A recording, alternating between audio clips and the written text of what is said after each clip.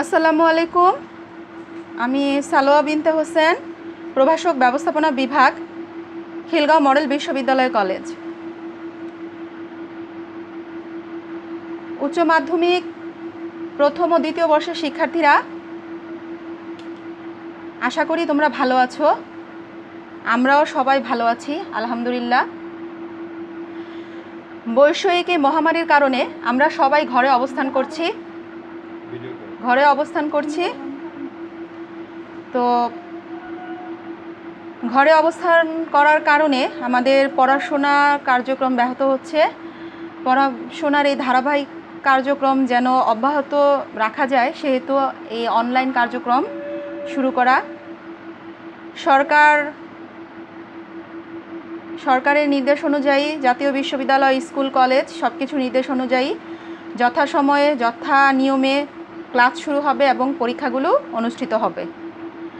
তো আমি খিলগাঁও মডেল বিশ্ববিদ্যালয় কলেজের অধ্যক্ষ বাবু কানাইলাল সরকার স্যার এবং উপাধ্যক্ষ কাজী জুলকারনাইন সুলতান আলম স্যারকে অসংখ্য ধন্যবাদ জানাচ্ছি আমাদেরকে এই কার্যক্রমে অংশগ্রহণ করার সুযোগ করে দেওয়ার জন্য।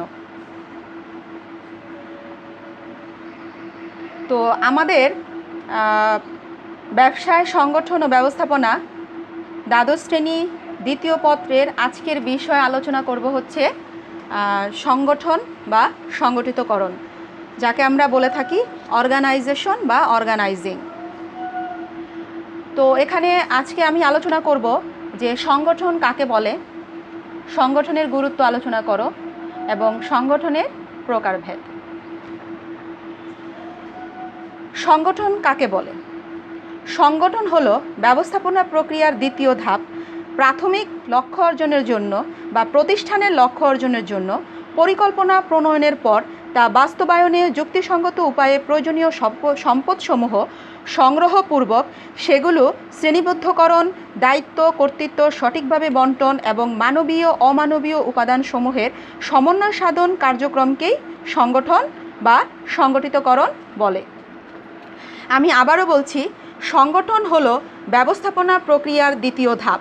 প্রাতিষ্ঠানিক লক্ষ্য অর্জনের জন্য পরিকল্পনা প্রণয়নের পর তা বাস্তবায়নে যুক্তিসঙ্গত উপায়ে প্রয়োজনীয় সম্পদসমূহ সংগ্রহপূর্বক সেগুলো শ্রেণীবদ্ধকরণ, দায়িত্ব কর্তৃত্ব সঠিকভাবে বন্টন এবং মানবীয় অমানবীয় উপাদানসমূহের সমন্বয় সাধন কার্যক্রমকেই সংগঠন বলে। অর্থাৎ সংগঠন হলো ক্রিয়াগত একটি বিষয় আর প্রাতিষ্ঠানিক রূপ হলো সংগঠন। উদাহরণ হিসেবে আমরা যদি বলি, ধরো XYZ নামের একটি কোম্পানি চলতি অর্থ বছরে 2 কোটি টাকা মুনাফা অর্জনের উদ্দেশ্যে থাইল্যান্ড থেকে 5 লক্ষ মিটার কাপড় আমদানি করার সিদ্ধান্ত নেয়। এখানে XYZ কোম্পানি হলো সংগঠন। এই সংগঠন পরিকল্পনা বাস্তবায়নের লক্ষ্যে কাপড় ক্রয়, কর্মী সংগ্রহ, লক্ষ্য অনুযায়ী কর্মীদের মধ্যে দায়িত্ব কর্তব্য বন্টন হচ্ছে কিনা, তাই হচ্ছে সংগঠন। সংগঠন হলো এমন একটি বিশেষ প্রক্রিয়া যা উদ্দেশ্য অর্জনের জন্য প্রয়োজনীয় উপকরণসমূহকে কাজে লাগিয়ে প্রাতিষ্ঠানিক কার্য নির্ধারণ ও একত্রীকরণ, দায়িত্ব কর্তৃত্ব সংজ্ঞায়িতকরণ করে এবং বন্টনের সুষ্ঠু কার্যক্রম কর্মীদের মধ্যে নির্ধারণ করে দেয়। মোট কথা, সংগঠিতকরণ হলো এমন একটি প্রক্রিয়া বা পদ্ধতি যার মাধ্যমে প্রতিষ্ঠানের লক্ষ্য অর্জন বা পরিকল্পনা বাস্তবায়নের জন্য ব্যবস্থাপক উৎপাদনের সাথে যে কাজগুলো জড়িত আছে সে কার্যাবলীগুলো সুষ্ঠু ও সুন্দরভাবে সম্পন্ন করতে সক্ষম হন।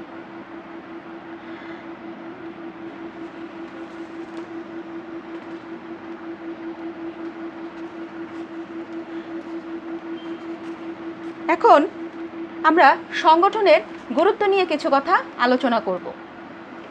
সেকেন্ড কোশ্চেন আমাদের ছিল সংগঠনের গুরুত্ব আলোচনা করো। ব্যবস্থাপনা প্রক্রিয়ার দ্বিতীয় ধাপ, আমি আবারও বলছি, ব্যবস্থাপনা প্রক্রিয়ার দ্বিতীয় ধাপ হচ্ছে সংগঠন বা অর্গানাইজেশন। সংগঠন কার্যাবলী পরিকল্পনা প্রণয়নের পর থেকেই শুরু করা হয়। যে কোনো বিশেষ কাঠামো হলো সংগঠন আর কাজের কৌশলই হচ্ছে সংগঠিতকরণ। যে কোনো বিশেষ বা বিষয়ের কাঠামোই হলো সংগঠন আর কাজের কৌশল হচ্ছে সংগঠিতকরণ। সংগঠিতকরণ উৎপাদনের বিভিন্ন উপকরণ তথা ভূমি, শ্রম, মূলধন প্রভৃতির মধ্যে সুসমন্বয়ের মাধ্যমে প্রাতিষ্ঠানিক উদ্দেশ্য অর্জনের গতি ত্বরান্বিত করে। সংগঠিতকরণ উৎপাদনের বিভিন্ন উপকরণ তথা ভূমি, শ্রম, মূলধন প্রভৃতির মধ্যে সুসমন্বয়ের মাধ্যমে প্রাতিষ্ঠানিক উদ্দেশ্য অর্জনের গতি ত্বরান্বিত করে। আবার প্রাতিষ্ঠানিক কার্যাবলীর মধ্যেও সমন্বয় সাধন করে। ফলে পরিকল্পনা অনুযায়ী প্রতিষ্ঠানের লক্ষ্য উদ্দেশ্য অর্জনের গতিও ত্বরান্বিত হয়।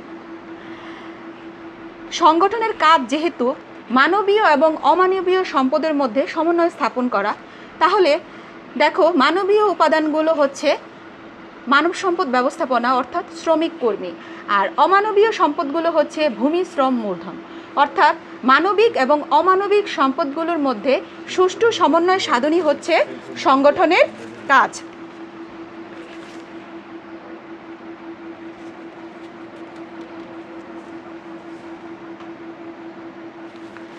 আমাদের তৃতীয় কোশ্চেন ছিল ব্যবস্থাপনা সংগঠনের প্রকারভেদ আলোচনা করো। অর্থাৎ different kinds of management organisation.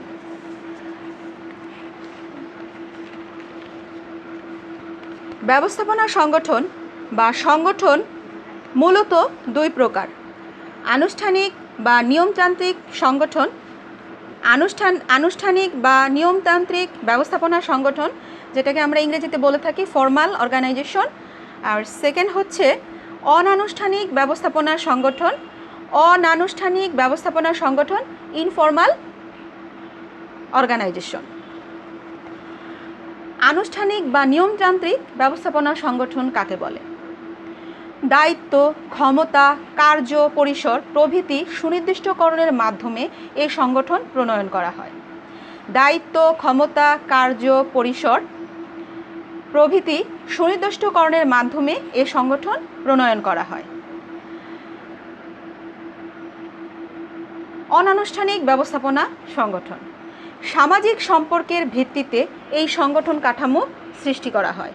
এ ধরনের সংগঠন কাঠামোতে কর্মীদের ব্যক্তিগত ইচ্ছা, অনিচ্ছা, খেয়াল, খুশি, পছন্দ প্রভৃতি দ্বারা প্রভাবিত হয়।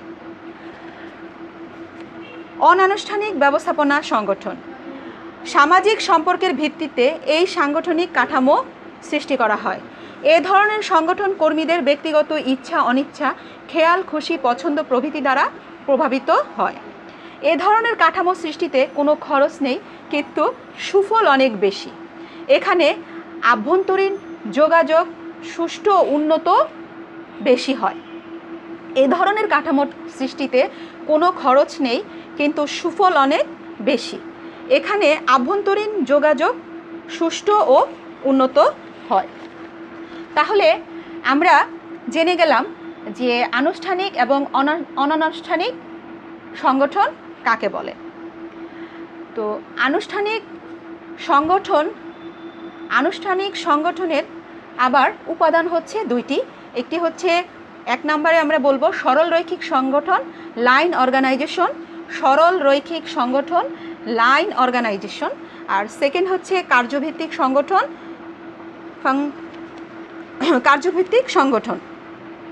সরল রৈখিক সংগঠন, কার্যভিত্তিক সংগঠন, ফাংশনাল অর্গানাইজেশন। সরল রৈখিক সংগঠন, ফাংশনাল অর্গানাইজেশন। সরল রৈখিক সংগঠন কাকে বলে? এ সংগঠনের কর্তৃত্ব উচ্চতর থেকে ক্রমান্বয়ে নিচের দিকে ধাবিত হয়। অর্থাৎ সরল রৈখিক সংগঠনের কর্তৃত্ব উচ্চতর থেকে ক্রমান্বয়ে নিচের দিকে ধাবিত হয়। অর্থাৎ পদমর্যাদা অনুযায়ী কর্তৃত্বের ধারাবাহিকতা বজায় থাকে। পদমর্যাদা অনুযায়ী কর্তৃত্বের ধারাবাহিকতা বজায় থাকে। সরল রৈখিক সংগঠনে মূলত উচ্চপদস্থ কর্মকর্তারা তাদের অধীনস্থ কর্মীদের কাজের নির্দেশনা দিয়ে থাকেন এবং সেই অনুযায়ী কর্মীরা কার্য সম্পাদন করে থাকেন। সরল রৈখিক সংগঠনের কিছু সুবিধা আছে, সুবিধাগুলো আমি একটু আলোচনা করার চেষ্টা করতেছি। সরল রৈখিক সংগঠনের প্রথম সুবিধাই হচ্ছে সরল রৈখিক সংগঠন অত্যন্ত প্রাচীন ও সহজ সংগঠন কাঠামো। অর্থাৎ সরল রৈখিক সংগঠন হচ্ছে প্রাচীন একটি নির্ভরযোগ্য সংগঠন কাঠামো। এখানে কর্তৃত্ব, দায়িত্ব, নিয়ন্ত্রণ ও পদমর্যাদা সুষ্ঠুরূপে বর্ণিত থাকে। এখানে কর্তৃত্ব, দায়িত্ব, নিয়ন্ত্রণ ও পদমর্যাদা সুষ্ঠুরূপে বর্ণিত থাকে, ফলে সকলে সহজে এই সংগঠন কাঠামো বুঝতে পারে।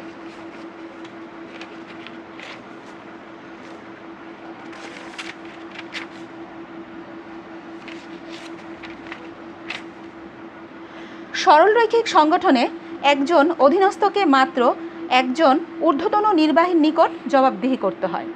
সরলরৈখিক সংগঠনে একজন অধীনস্থকে মাত্র একজন ঊর্ধ্বতন নির্বাহীর নিকটই জবাবদিহি করতে হয় এবং একজনের নির্দেশ অনুযায়ী সে কাজ করে। এতে করে শৃঙ্খলা রক্ষা সহজ হয় এবং দ্রুত কার্য সম্পাদন করা যায়। তাছাড়া ব্যবস্থাপকগণ কাজের সার্বিক স্বাধীনতাও ভোগ করেন। তোমাদের 2 নাম্বার ছিল কার্যভিত্তিক সংগঠন।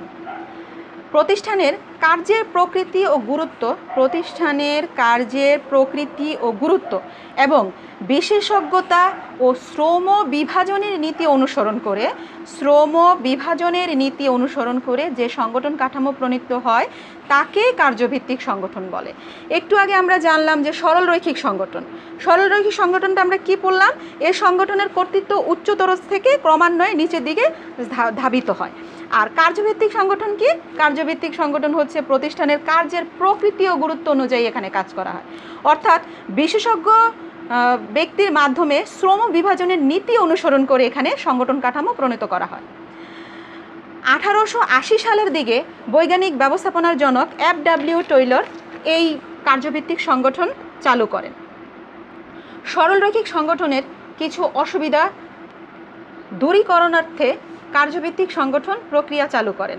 এখানে প্রতিষ্ঠানের যাবতীয় কাজকে শ্রেণীবিভাগ করা হয়। প্রতিটি কার্য বিভাগের দায়িত্বে একজন বিশেষজ্ঞ নিয়োগ করা হয়।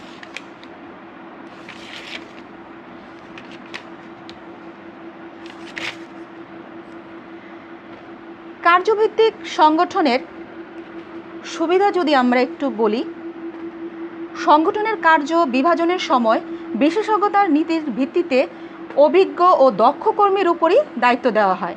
ফলে বিশেষজ্ঞ জ্ঞানের সুফল প্রতিটি স্তরে ও বিভাগে ছড়িয়ে পড়ে।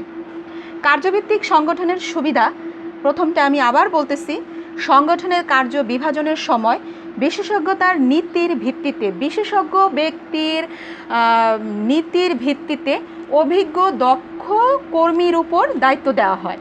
ফলে বিশেষজ্ঞ জ্ঞানের সুফলতা বা সুফল প্রতিটি স্তর ও বিভাগে ছড়িয়ে পড়ে। ফলে ভুল ত্রুটির মাত্রা অনেকটাই কমে আসে। এখানে বিশেষজ্ঞরা যেমন স্বাধীনতা, কাজের ক্ষেত্রে পূর্ণ স্বাধীনতা ভোগ করে, তেমনি যাদের উপর কার্য সম্পাদন করা হয় বা কার্যের দায়িত্ব প্রদান করা হয় তারাও পূর্ণ স্বাধীনতা ভোগ করে। এতে তারা তাদের নিজস্ব চিন্তা ভাবনার প্রয়োগ ঘটাতে পারে।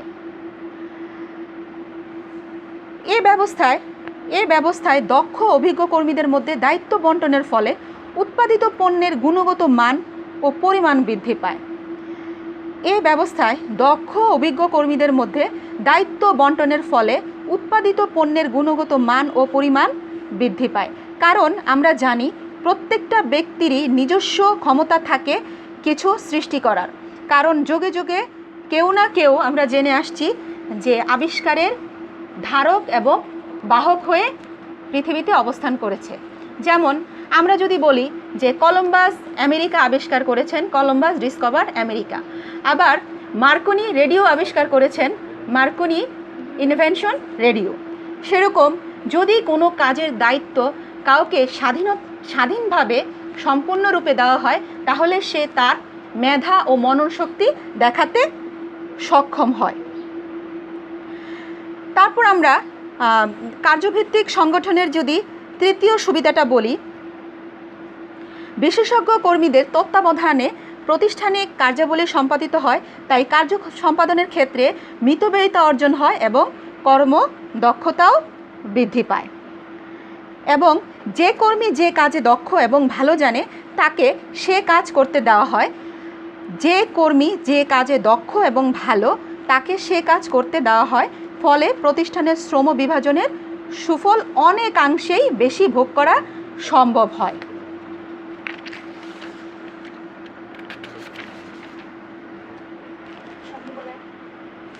তো আমরা আজকে আলোচনায় জানতে পারলাম যে সংগঠন কাকে বলে, সংগঠনের গুরুত্ব আলোচনা করো এবং সংগঠনের প্রকারভেদ আলোচনা করো। তো সংক্ষেপে যতটুকু সম্ভব আমরা আলোচনা করলাম। আমরা আগামী ক্লাসে চেষ্টা করব আরও ভালোভাবে আমাদের সেকেন্ড পড়াটা বা আমরা দ্বিতীয় পড়াটা আলোচনা করার জন্য। আশা করি আজকের চেয়ে আগামী দিন আরও ভালো হবে। তোমরা বাসায় পড়ালেখা করবে, ভালো থাকবে, সুস্থ থাকবে, নিরাপদে থাকবে। সবাই সবার জন্য দোয়া করবে, প্রয়োজন ছাড়া ঘরের বাহিরে যাবে না। তো ভালো থাকবে সবাই। আল্লাহ হাফেজ।